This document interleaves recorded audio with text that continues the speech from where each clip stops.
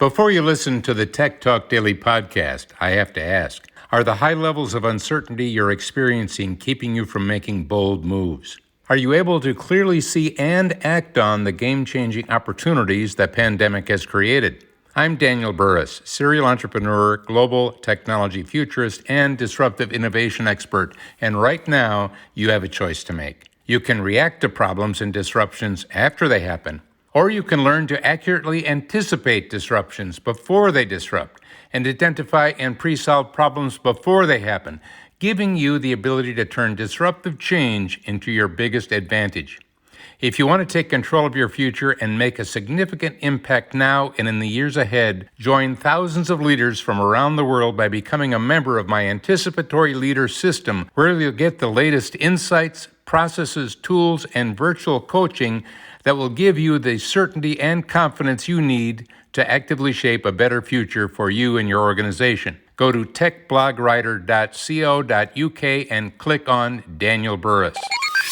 Welcome to the Tech Talks Daily Podcast, where you can learn and be inspired by real-world examples of how technology is transforming businesses and reshaping industries in a language everyone can understand. Here is your host, Neil C. Hughes.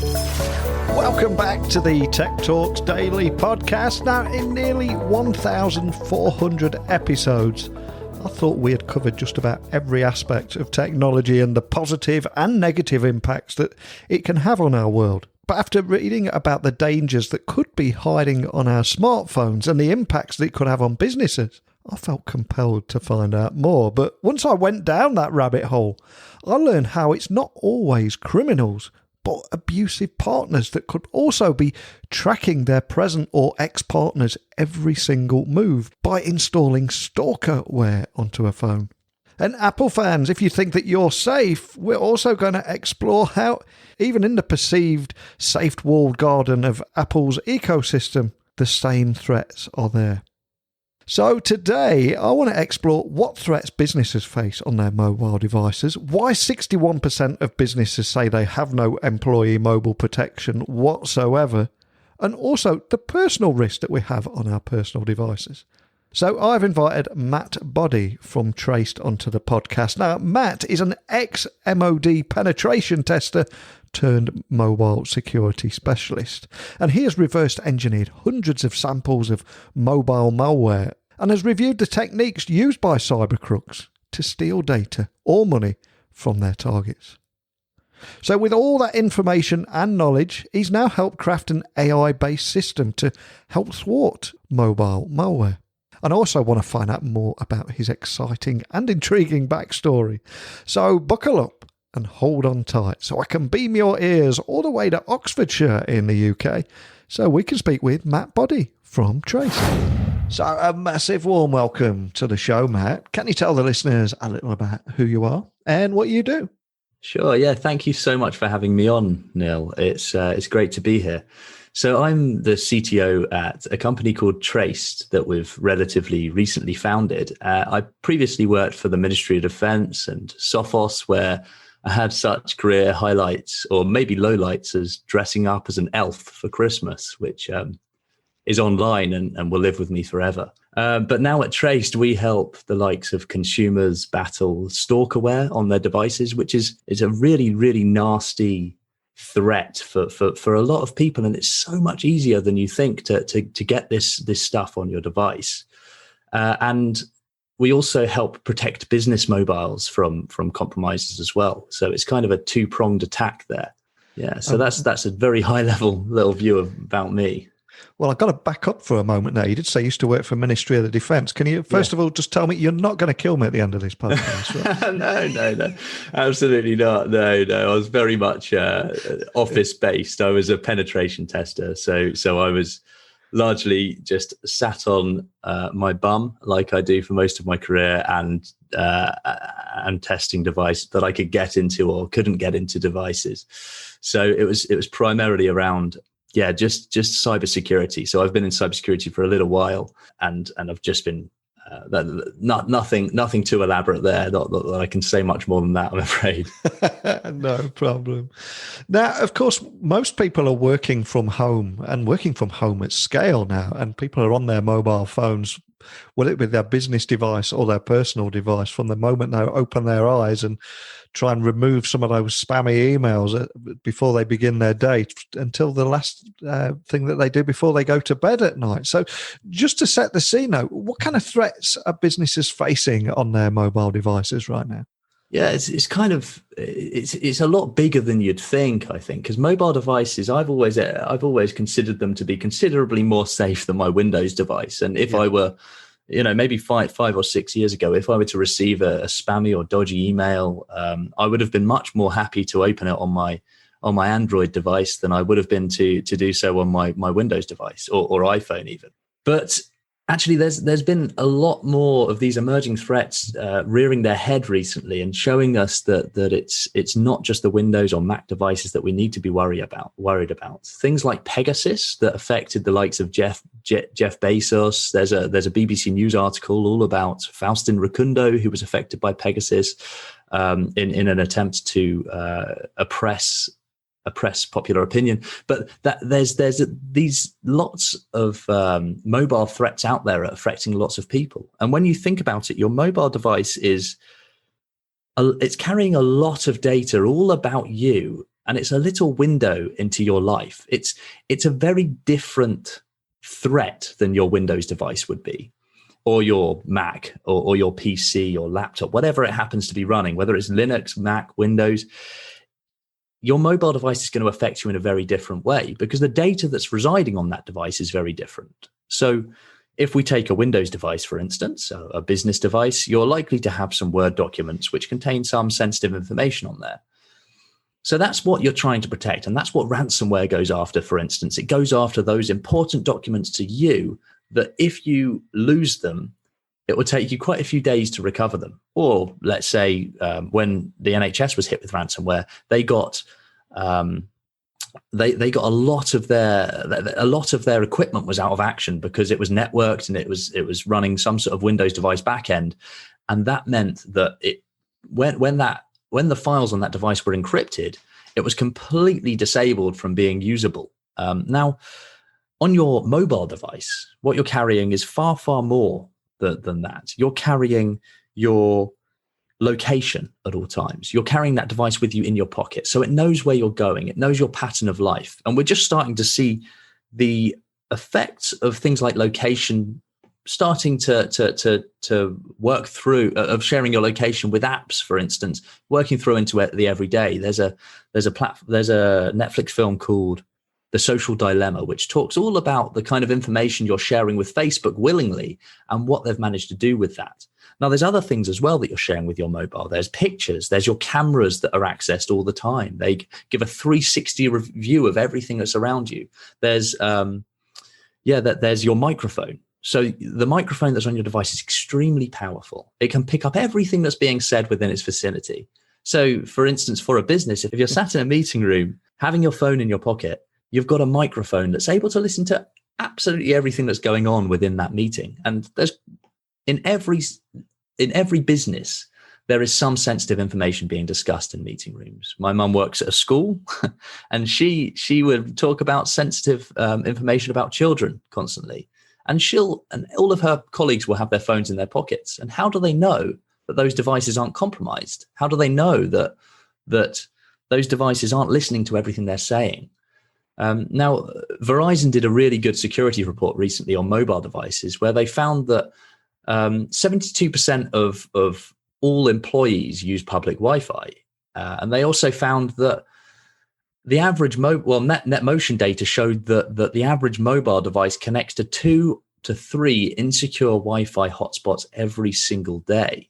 So these devices that we've got on us all of the time, we are scratching the surface right now on the kind of threats that are out there for mobile devices. There's so much information that we're carrying around in our pocket, more than we've ever carried before. And the threats are just starting to emerge. They're just emerging, and there's a lot of them. The scariest of which that we're seeing right now, and there's not really a good enough solution to deal with it, is Stalkerware. Now, Stalkerware is something that can be really easily downloaded and installed on a device. It can be used against Apple devices, iPhones. It can be used against Android devices.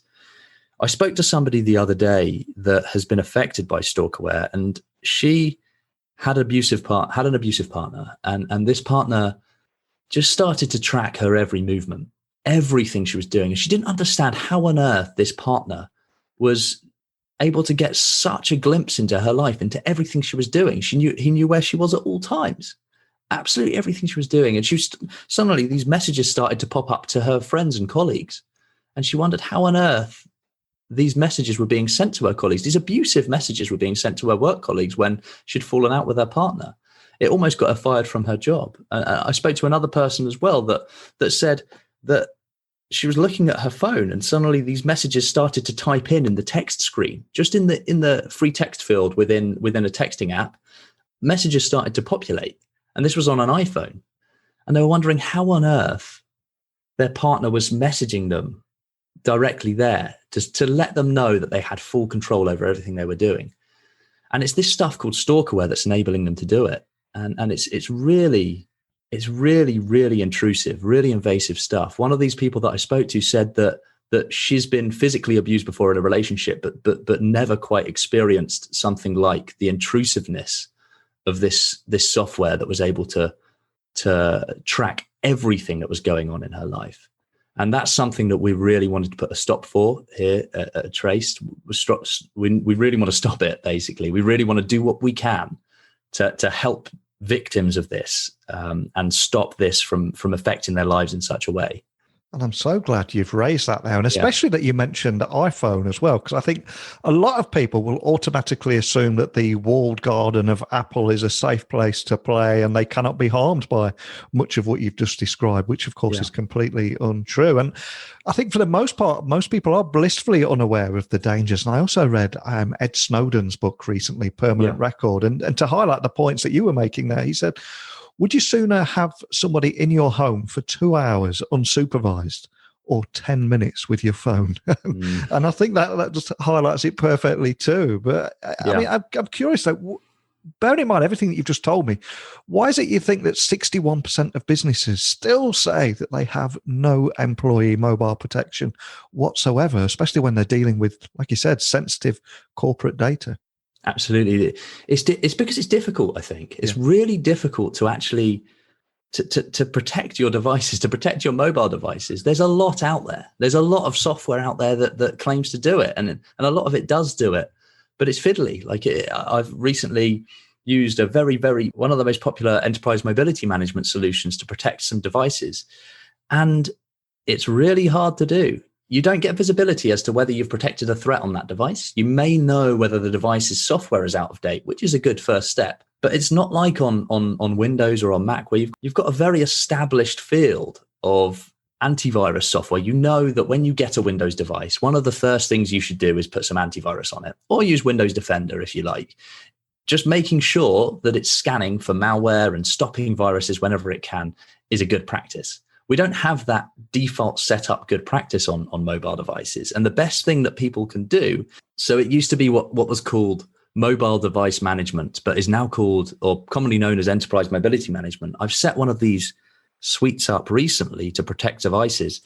And it's immensely complicated to actually get right and know that it's working on mobile devices. And it's partly because of this walled garden world that we're living in, where you can't see anything that's outside of your app by default. And that's really good security practice, but it really gives business a lack of visibility on those mobile devices. So as a business, it's really difficult to see what apps are installed and know whether they're malicious or not.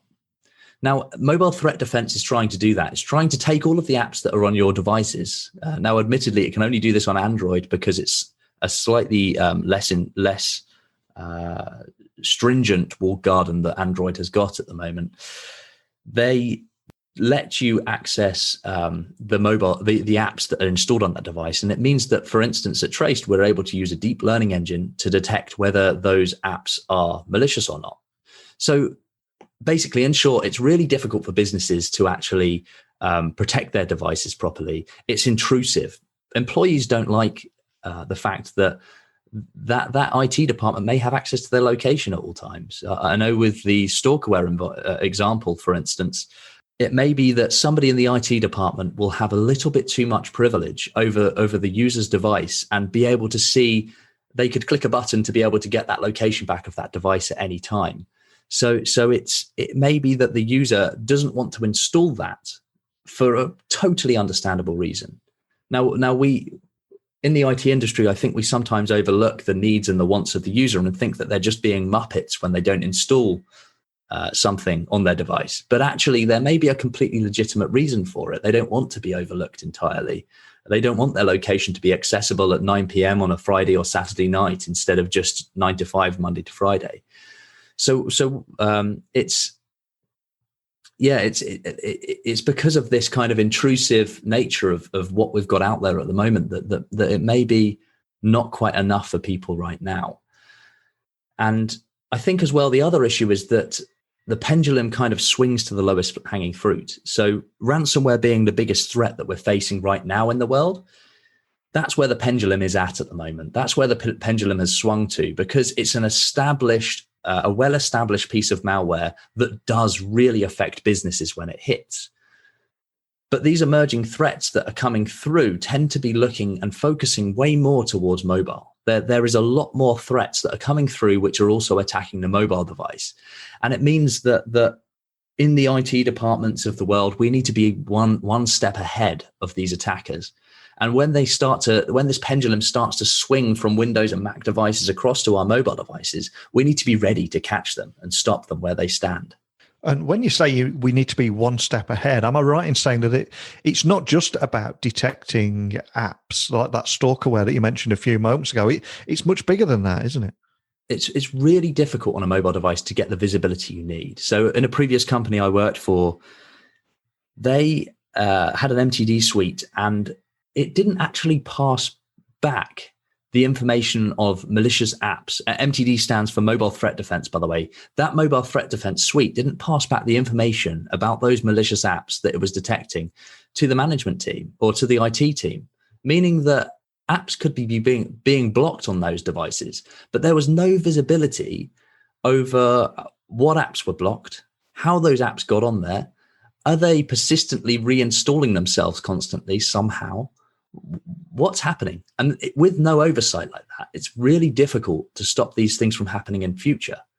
So just detecting these apps isn't enough, and not having the visibility isn't enough either. So what needs to happen, and what we've done here at Traced is we've created a method of seeing when events occur on a device. So for instance, when your camera's accessed, when your microphone is accessed, when an app is installed, how it got installed. All of that information allows us to bring context around the events that occur on the device to get them to stop, and so that they won't happen again in future. So can you also tell me a little bit more about how you're tackling all those problems that we've just talked about with Traced, and what makes the Traced solution different from all the others out there? Okay, yeah. So the way in which we've designed this is patent pending. So we've got that those events that we're detecting. We've tried to secure some intellectual property around it because we're still quite a small team right now. But what we do is we alert the users of Traced to high risk apps, high risk activity on the device, which is crucial because knowing that your microphone was accessed at 3 a.m. whilst your phone was sat on the side is important to knowing the kind of capability that an attacker's got on your device. So that's one of the crucial parts of Traced, especially when it comes to the likes of Stalkerware, for instance, where you need to know how much is my life being violated at the moment by this malware or this threat that's on my device. So then once we've given you that information, we provide you with a path to remediate that. And that's something we're working on at the moment. There's right now we provide a few options. You can uninstall the app. You can change the permissions to stop it having access to your camera, your microphone, etc. You can kill the background processes of that to try and stop it from running there on that device. Now, that is the first step that we're taking. We're trying to use, we're trying to intuitively make this simple for people so that anybody can make these decisions. but it's difficult to get there. The user interface work is not easy. And what about the role of machine learning, and why is that so important in detecting suspicious apps? Yeah, so machine learning is really, really good at learning from the past. So what we're doing is we're using a deep learning neural network to learn from the past to basically catch the future malware. And this isn't a golden bullet or a silver bullet, even that's going to be able to tackle and catch absolutely everything out there. And we're not pretending that it is, which is why there's multiple layers that we're putting in place on the device. But what it does do is it provides a better method than signatures that a lot of antivirus companies still use on mobile devices to catch threats, which means that they'll just detect the threats that they know about. So a threat which they have seen, they will catch that particular threat. Now, machine learning, the way in which it works is we're using a neural network, which basically is called a neural network because it's based around the way in which your brain works. So if your brain has seen thousands of people before, or tens of thousands of people before, and met them, known them, got to know those types of people, you get to know what kind of characters, you get to judge characters and what characters you like to socialize with and the types of people that you like to be your friends. And that's how machine learning works. It looks at thousands of examples of something that you've seen before, and then it gets to judge what looks like previously known malware, what looks like previously known goodware, and then it judges and puts things into those buckets of good or bad. So that's how we're using deep learning neural networks right now on mobile devices. But it's going to filter into every section of what we're doing, machine learning, because using these methodologies, it means that you can really judge things for the very first time as if you've seen them thousands of times before. It's like you've got your own data analyst or your own malware analyst that sat on your device looking at every single thing that's coming through and pinpointing out the bad looking ones, the things that look like malware based on thousands of pieces of malware that it's analyzed in the past. The same is going to go for events as well.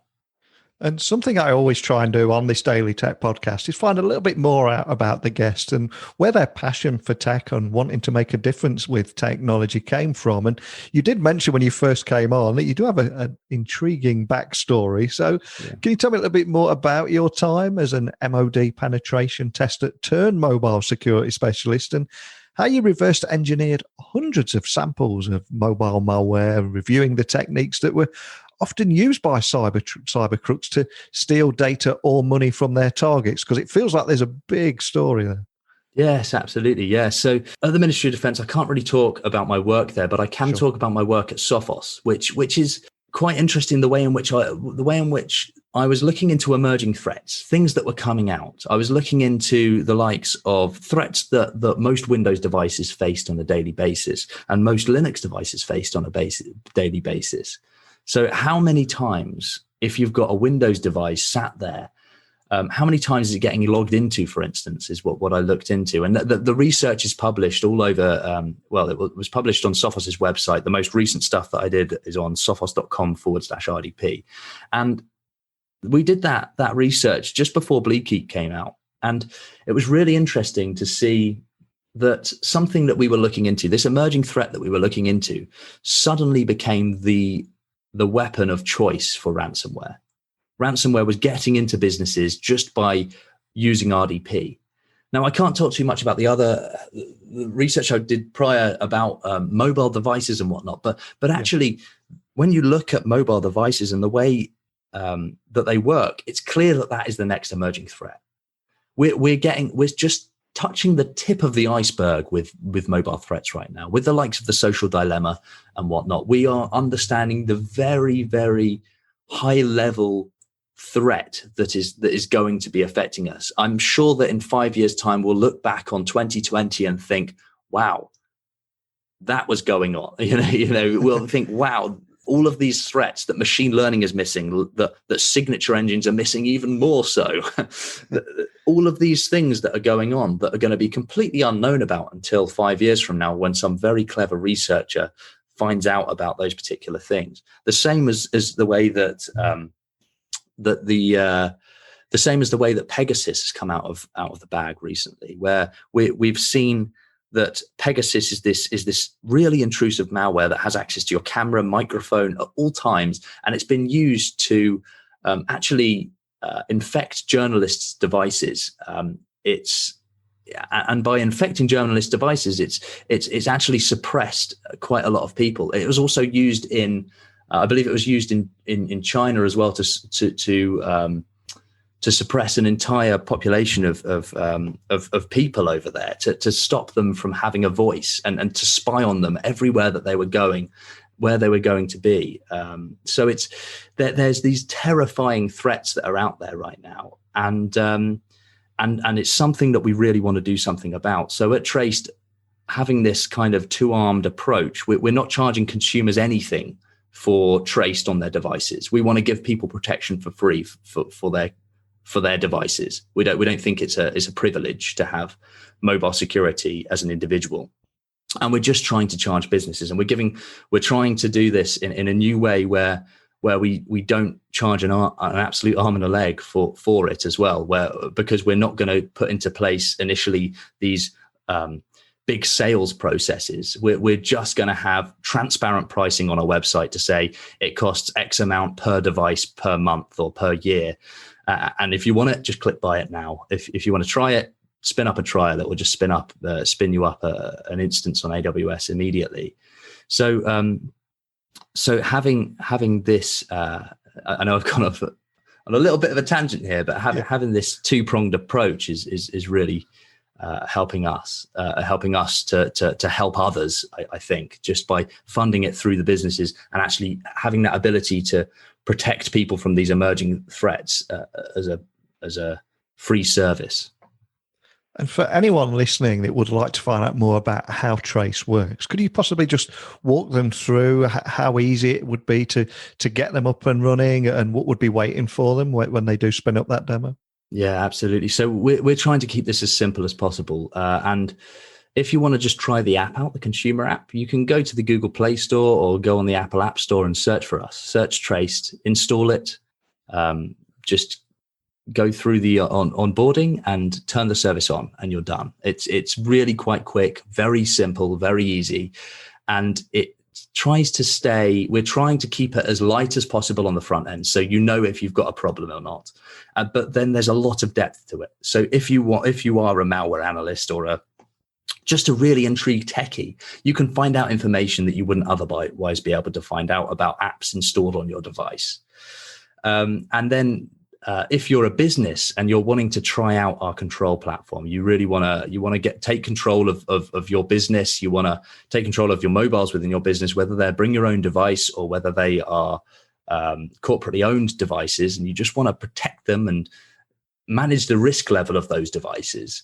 Then we've got the control platform where you can just go to our website, which is traced.app, and click spin up a 14-day trial. So you can just try it out for free completely, and then you can just immediately start enrolling devices. It's that easy. It really is. You just we're trying to keep it as simple as possible so that we don't add to the confusion that's already in the industry. And yeah, that's how they can get their hands on it. And it's a fantastic journey you've been on, especially how you've learned about the complex ways in which these sophisticated attacks appear, and then you've created this simple solution to fix them. But I'm curious, what have been the biggest lessons that you've learned throughout your career with your work? Yeah, so for me, it's the biggest lessons I've learned is that I really want to do something that I can feel proud of, and in previous jobs I've found that I've got to the point where I've perhaps not been so proud of the work that I'm doing, not just dressing up as an elf for Christmas time and spreading joy and cheer, but also the actual job itself. There's a lot of ways that you can just go through the daily work and just help a business get very rich, which isn't that rewarding. But what I really enjoy is if we could make an impact. If we can make a difference in some people's lives, especially with this Stalkerware, that's really it's really nasty, really, really nasty. The way in which it intrudes in people's lives is horrific. So if we can make even the slightest bit of difference to these people affected by this, then it will definitely make the journey worthwhile. So that's one thing that I've definitely learned throughout my time in the industry, is just that sometimes it can feel quite unfulfilling, the work that you're doing in IT security or in the IT industry sometimes, and what's made it really fulfilling is being able to carve our own path and really help people out with it, I think. Love that, and a beautiful moment to end on. But before I do let you go, could I just ask you remind everyone listening of where they can find Traced online, and equally the best way of contacting your team if we do have any businesses listening? Absolutely, yeah. So there's if you want to get in touch about the commercial offering, then there's sales@trace.app. You can just drop us an email and we'll help you out through a trial. But realistically, the way that you do it is just going onto the website. So go to trace.app and you can spin yourself up a trial. If you want to buy, you can buy it through the website. The pricing is there on the website, so you can know about it immediately. If you want to get in touch with me at all, I'm on Twitter @InfoSecBody. Just drop me a message if you've got any suggestions about the app at all. If you think that there's something we could do that could really help, just send it in a message on Twitter. My direct messages are completely open for that. So I'd be really interested to hear everyone's thoughts, what they like, most importantly, what they dislike, so that we can improve and make ourselves better. And then the Traced App Twitter is @TracedApp. Or drop us a message there. I'm on the end of that as well with everyone else. So it will all get funneled back to us somehow. Please do get in touch if you're interested. Well, I'll add all those links just so people can find you nice and easily. I've loved chatting with you today, especially hearing how you carved out your own path there to make a difference through technology. That's one area that I think we share our passions with, but there's also another as well, which is when we've walked away from this technology malarkey and making a difference, maybe we can both meet up somewhere and just dress up as an elf at Christmas and spread a little cheer. Or maybe we can do that too. But thanks for joining me today. That sounds fantastic. I'd love to. Thank you very much, Neil. It's been a pleasure being on here, and thank you for having me. What a lovely guy Matt was there. And consider my eyes officially open to the dangers of Stalkerware and all those other threats that could be hiding on our phones. And yes, even if you are under the illusion that Apple's walled garden will keep you safe, it would appear that those threats can be on any device. But I also enjoyed learning how machine learning is being used to detect those suspicious apps, but also why detecting apps isn't enough. And the problem is so much more than that. But if you have any experience with any of the topics that we talked about today, and even if you've had a partner that has installed Stalkerware onto your phone, I'd love to hear more about that, and I'd love to get you to share your experience on here to help others and let them know what they can be looking out for too.